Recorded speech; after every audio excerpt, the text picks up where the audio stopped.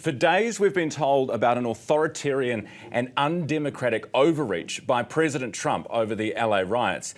As protests spread this morning across the country and more National Guards are sent to the front lines, these social media videos from the past few days tell a different story.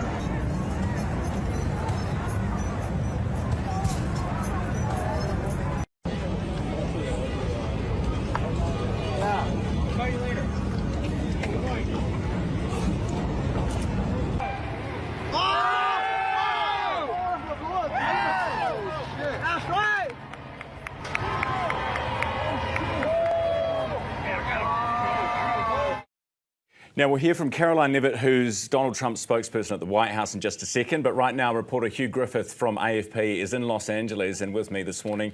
Hugh, thank you for being here. Tell me, what's the situation nationally now? Are we seeing protests start to spread? Yeah, we're seeing protests popping up in different cities now in the United States. There were protests last night in New York and in Chicago, and also in San Antonio in Texas. We've got several protests expected today in cities like Las Vegas, in Seattle, again in New York as well. So we'd be expected to see several more events later on during the day.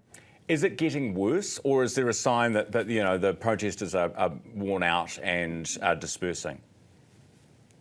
Well, here in Los Angeles, where we have a big team on the ground, I can tell you that the protests are very, very localized. Los Angeles is an enormous city with many, many millions of people. It's 500 square miles.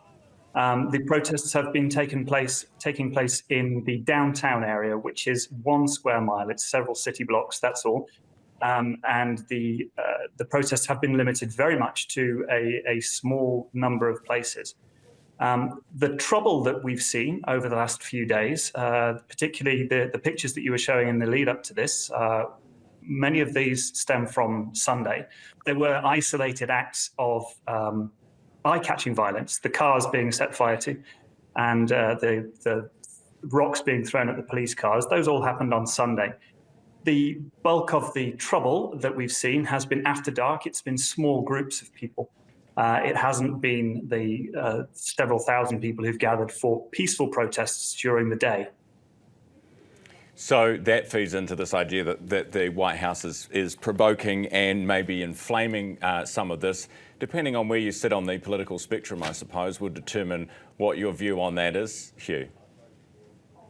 Yeah, most of the people that we've been speaking to in Los Angeles feel that the deployment of armed troops into the streets of Los Angeles is a huge overreaction.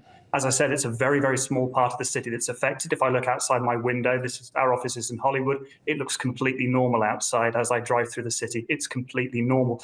Los Angeles has an incredibly big and well-practiced police force that's very good at dealing with civil unrest. It also has the ability to call on other police forces in the region.